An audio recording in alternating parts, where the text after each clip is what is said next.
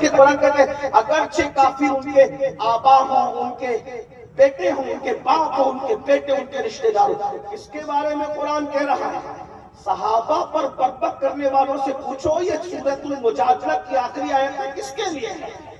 اس کے اولین مصداق نبی کے اصحاب ہیں، نبی کے صحابہ ہیں۔ پہلے نمبر پہ نبی کے صحابہ قرآن کہتا ہے یہ کفر سے اتنی نفرت کرتے ہیں کہ کفر کو پسند کرنے والے ان کے باپ ہوں، ان کے بیٹے ہوں، ان کے بھائی ہوں، ان کے رشتہ دار ہوں، یہ سب کو چھوڑ دیتے ہیں۔ انہوں نے چھوڑا قرآن پھر کہتا ہے ان کو انعام کیا ملا؟ ہائے ہائے، قرآن کہتا ہے اولئک کتب فی قلوبہم الایمان، اللہ نے ان کے دلوں پر ایمان کی مہر لگائی۔ کیا بات ہے! یہاں میرا عنوان اگرچہ یہ نہیں، لیکن چونکہ ذمہ داری اس وقت اب شیخین کے ایمان پہ سوالیہ نشان کھڑا ہوا ہے، توجہ تو فرمائنا ہے، تو ہماری ذمہ داری بنتی ہے کہ عنوان کوئی بھی ہو، آگ جہاں لگی ہے پانی تو وہاں ڈالنا ہوگا۔ کیا بات ہے! ورنہ آگ کہیں اور لگی ہے پانی کہیں اور ڈالے تو نہیں ہوگا۔ اور وہ بھی شیخین کے ایمان پہ وہ بات کرتے جن کے خود کے ایمان کے ٹھکانے ہیں۔ توجہ تو فرمائے، کیا دین آ گئے، کیا دین آ گئے جن کی صحابیت قرآن سے ثابت ہے۔ اللہ کی عزت کی قسم، اگر وہ مومن نہیں تو دنیا میں پھر مومن کسے کہتے ہیں؟ کیا بات! میرے امام نے تو کیا بات کہی ہے، اللہ اکبر۔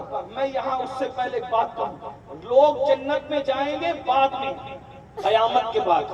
شیخین تو ابھی بھی جنت میں سو رہے ہیں، اس لیے کہ اگر ماں کے قدموں میں جنت ہے تو نبی کے قدموں میں کیا چیز ہے؟ میرے امام کہتے ہیں سادین کا قران ہے پہلو ماہ میں، سادین کا قران ہے پہلو ماہ میں، جھرمٹ کیے ہیں تارے تجلی قمر کی ہے، محبوب رب عرش ہے اس سبز قبہ میں، پہلو میں جلوہگاہ عتیق و عمر کی ہے۔ دنیا میں سب سے زیادہ سلام جن کو پیش ہوتا ہے نبی کے بعد وہ شیخین ہیں۔ سب سے زیادہ سلام دنیا میں جس کو پیش ہوتا ہے وہ شیخین ہے، اور 70,000 فرشتے صبح آ کر شام جہاں درود پڑھتے ہیں تو وہ جان نبی کا مزار ہے، وہیں پر وہ شیخین ہے۔ اگرچہ وہ درود نبی پر پڑھتے ہیں لیکن شیخین کا مزار رسول اللہ ایسے ان کو اپنے پہلوں میں سلائے ہوئے ہیں کہ سبحان اللہ، جس کو نبی نے اپنی امان دی ہے۔ اللہ اکبر۔ استاد زمن کہتے ہیں ڈھونڈا ہی کرے صدر قیامت کے سپاہی، وہ کس کو ملے جو تیرے دامن میں چھپا ہو۔ عام مسلمان دامن میں چھپ جائیں تو فرشتوں کو نہیں ملتے، جسے رسول اللہ نے اپنے پہلو میں چھپا رکھا ہو پھر ان کی شان کا عالم کیا ہوگا۔ لیکن بات میں کہہ رہا ہوں قرآن صحابہ کے بارے میں کہتا ہے اولئک کتب فی قلوبہم الایمان، اللہ نے ان کے دلوں پر ایمان کی مہر لگا دی ہے۔ مہر کسے کہتے ہیں بھائی؟ جب خط لکھ دیا جاتا تھا، کیا آپ آج بھی مفتیان کرام موجود ہے فتویٰ لکھتے ہیں تو آخری میں مہر لگاتے ہیں، مہر کے بعد نہ اس میں اضافہ ہو سکتا ہے نہ کمی ہو سکتی ہے۔ جب مہر لگ جائے تب کوئی اس میں بڑھوتی اور کٹوتی نہیں ہو سکتی۔ اللہ کہتا ہے میں نے مہر لگائی ہے ایمان کی، جب ملا کی مہر لگے تو کوئی کمی اور زیادتی نہ ہو سکے۔ جس میں اللہ کی مہر لگ جائے تو پھر اس میں کمی زیادتی کیسے ہو سکتی ہے؟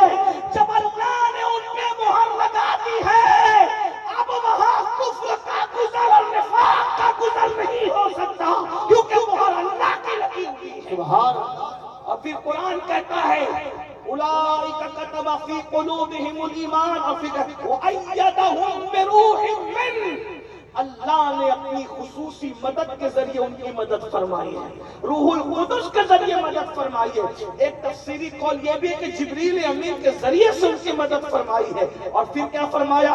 وَيُدْخِلُهُمْ جَنَّاتٍ تَجْرِي مِن تَحْتِهَا الْأَنْهَارُ، جو قرآن کہہ رہا ہے جنت ہے وہ قرآن صحابہ کے لیے کیا کہہ رہا ہے؟ وَيُدْخِلُهُمْ جَنَّاتٍ تَجْرِي مِن تَحْتِهَا الْأَنْهَارُ، اللہ ان کو جنت میں داخل